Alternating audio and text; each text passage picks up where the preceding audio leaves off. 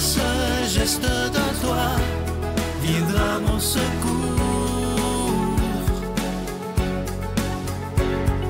Viens semer dans mon âme le grain de l'amour.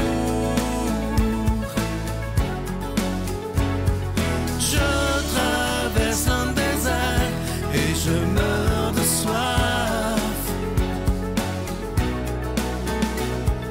Montre-moi le mystère qui garde la foi. Bon mercredi 23 novembre 2022, j'espère que vous allez bien. Bienvenue à votre émission La Victoire de l'amour. Aujourd'hui, on va tourner une page ensemble parce que, bon, oui, dimanche prochain, on entre dans le temps de l'Avent. Et je ne sais pas si vous le savez, là, mais dans la liturgie, le début de l'année, c'est le premier dimanche de l'Avent. Il y a 4 semaines avant Noël, 4 dimanches avant Noël. Donc, le premier, c'est ce dimanche qui s'en vient. Donc, on entre officiellement dans une nouvelle année. Donc, cette semaine, on termine l'année liturgique. Et je pense que la liturgie, hein, vous savez, les lectures qu'il y a chaque jour à la messe, tous les religieux et les religieuses qui nous écoutent le savent bien, font des lectures tous les jours et c'est les mêmes partout dans le monde. Et aujourd'hui, le psaume est particulièrement bien ajusté pour nous aujourd'hui, pour nous aider à entrer dans cette période de Noël qui va commencer. Regardons un peu en arrière, voyons la victoire de l'amour, la victoire de Dieu pour entrer dans une nouvelle année, un nouveau combat pour qu'il y ait encore la victoire de l'amour dans ce qui s'en vient pour nous. Chantez au Seigneur un chant nouveau, car il a fait des merveilles. Quelle merveille a-t-il fait? C'est le psaume 97-98. Par son bras très saint, par sa main puissante, il s'est assuré la victoire. Quelles sont-elles, ces victoires dans notre vie en 2022? Il y en a eu, c'est sûr. Le Seigneur a fait connaître sa victoire et révélé sa justice aux nations. Il s'est rappelé sa fidélité, son amour en faveur de nous, la maison d'Israël. Que résonne la mer et sa richesse, le monde et tous ses habitants, que les fleuves battent des mains, que les montagnes chantent leur joie à la face du Seigneur, car il vient. Il s'en vient, là, à Noël. Il s'en vient pour gouverner la terre, pour gouverner le monde avec justice, pour gouverner nos cœurs, pour être le roi dans nos vies, dans votre cœur et dans le mien. Comment voulons-nous qu'il gouverne encore davantage pour nous dans le courant de 2023 qui approche, qui s'en vient? Et pourquoi pas regarder le passé, regarder 2022 qui s'achève, pour entrer dans 2023 avec cette certitude que le Seigneur marche en avant de nous et qu'on a juste à le suivre. Et pour donner aussi à ce Noël qui approche bientôt du sens, le vrai sens, que ce ne soit pas que commercial. Bien que ça fait rouler l'économie, ça crée de l'emploi, c'est une bénédiction aussi. Mais le plus important, c'est l'amour, toujours l'amour. Ça, je ne me lasse pas de le redire et je pense que vous êtes d'accord avec moi. La victoire de l'amour, elle commence où? Elle commence en nous, en chacun de nous. Choisir d'aimer, c'est le seul désir que Dieu veut déposer dans notre cœur à Noël. C'est ça qu'il veut qu'il y ait plus d'amour. Aimez-vous les uns les autres. C'est là toute la loi et les prophètes. Il l'a dit, il le redit. C'est tous les saints et saintes qui sont venus après l'ont dit et l'ont redit. La seule chose qui compte, c'est l'amour. Et pour ça, laissons-le régner, être victorieux des situations où on manque d'amour. Allons à l'intérieur de nous et on peut dire, Seigneur, viens aimer à ma place. On dirait que je ne suis pas capable. Viens être victorieux aujourd'hui. Notre Père qui es aux cieux, que ton nom soit sanctifié, que ton règne vienne, que ta volonté soit faite sur la terre comme au ciel. Donne-nous aujourd'hui notre pain de ce jour. Pardonne-nous nos offenses, comme nous pardonnons aussi à ceux qui nous ont offensés. Et ne nous laisse pas entrer en tentation, mais délivre-nous du mal, car c'est à toi qu'appartiennent le règne, la puissance et la gloire pour les siècles des siècles. Amen. Je continuerai à croire, même si tout le monde perd espoir. je continuerai à aimer, même si les autres parlent de haine. Je continuerai à construire, même si les autres détruisent. Je continuerai à parler de paix, même au milieu d'une guerre. Je dessinerai des sourires sur des visages en larmes et je tendrai les bras à ceux qui se sentent épuisés. Oui, je continuerai à croire.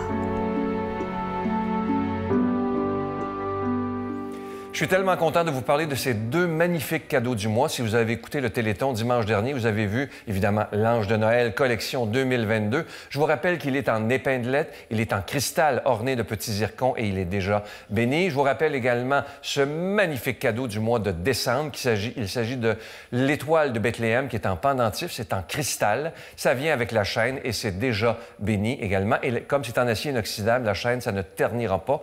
Et c'est une belle façon de faire des beaux cadeaux de Noël à ceux qui nous entourent, des cadeaux qui ont du sens. Alors, je vous rappelle que vous le recevrez avec un don de 25 $ et si vous voulez les deux cadeaux, c'est avec un don de 40 $. Je vous rappelle que nos bureaux sont ouverts cette semaine exceptionnellement. C'est la semaine du Téléthon dès 5h30 le matin jusqu'à 16h30, je vous donne l'adresse. La Victoire de l'Amour, case postale 120, succursale Boucherville à Boucherville, J4B 5E6, je vous la redonne. La Victoire de l'Amour, case postale 120, succursale Boucherville à Boucherville, J4B 5E6. Également par téléphone, par carte de crédit, et dès ce matin à 5h30, dans le 514-523-4433, 523-4433 ou sans frais le 1-888-811-9291, 1-888-811-9291 et aussi sur notre site Internet, le www.lavictoiredelamour.org.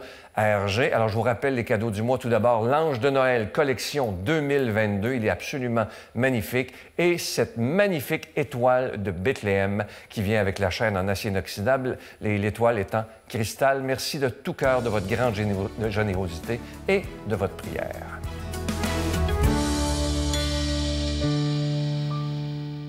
Mon Dieu, donnez-moi la sérénité d'accepter les choses que je ne peux changer, le courage de changer les choses que je peux et la sagesse d'en connaître la différence. Amen. On rejoint pour son homélie l'abbé Éloi Gillard.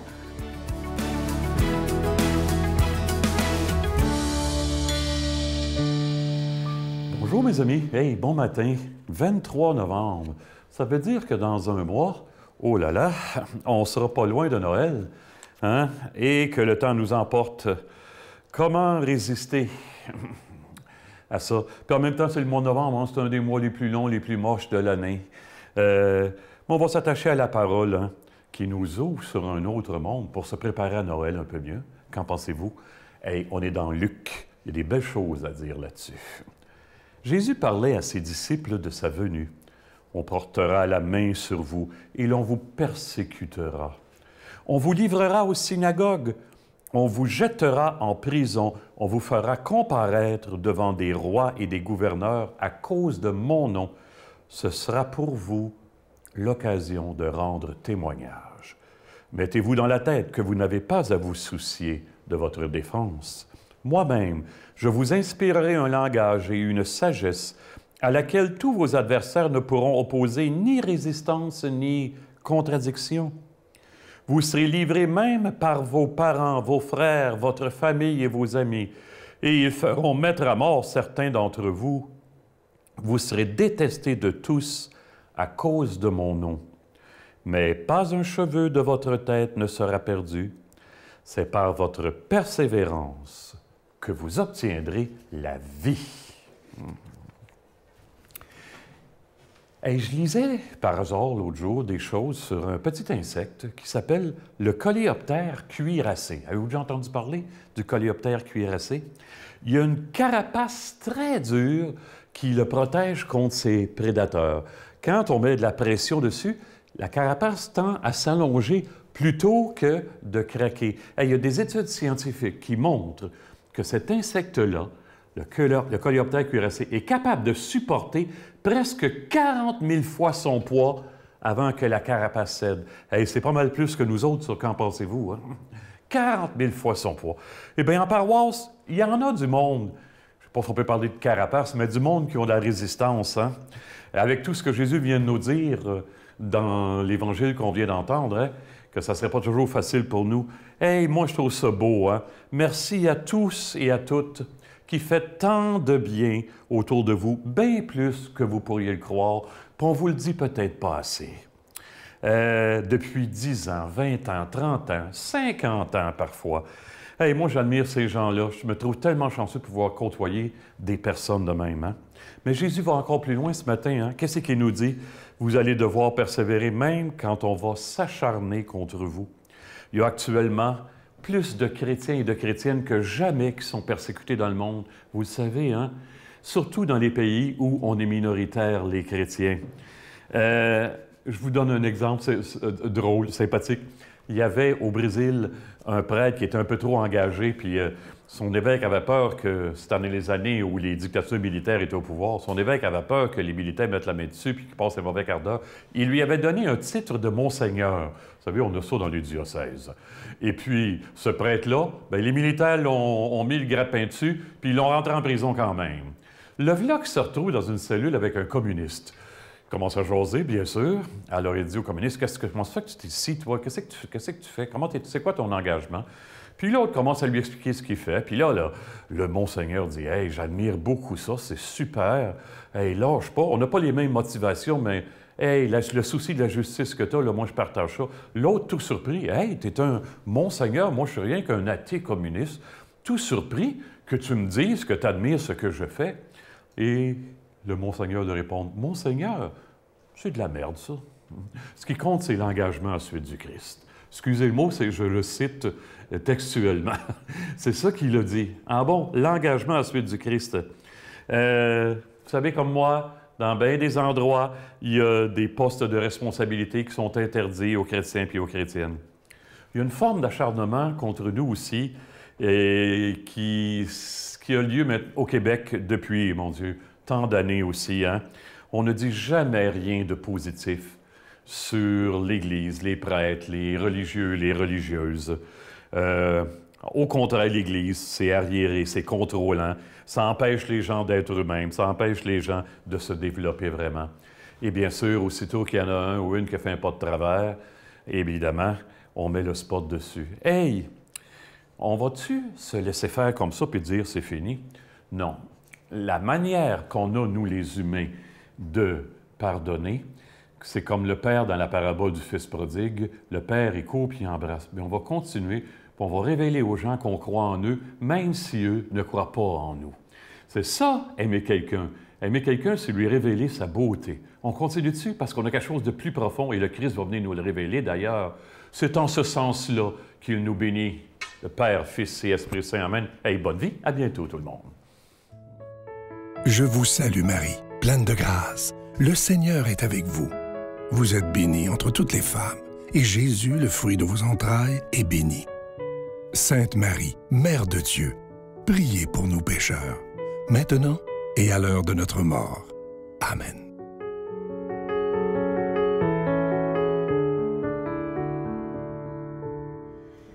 Vous savez, vous connaissez cette parole qui dit « Dieu aime celui qui donne avec joie ». Merci pour votre générosité. Merci aussi pour vos prières. Je pense que je ne vous le dis pas assez souvent, mais c'est précieux. Merci de prier pour moi, pour Sylvain, pour toute l'équipe qui est là. On en a besoin aussi, bien sûr. Vos dons nous permettent de continuer d'agir, mais vos prières aussi, j'y crois fermement. Je sais que toute l'équipe y croit aussi. Merci d'être là avec nous. On prie pour vous. Merci de prier pour nous et merci encore pour cette semaine de Téléthon fructueuse que vous... Merci pour votre aide, votre générosité. Union de prière. Mes grands-parents m'aimaient trop pour juste quitter comme ça. Mon père, c'est mon meilleur ami encore aujourd'hui, puis j'ai pas l'impression qu'il est très loin. Le Père Noël existe vraiment dans le cœur de tous les enfants. Tant qu'ils seront des milliards à vivre d'amour et d'espoir, nous continuerons à y croire. Père Noël arrive ce soir.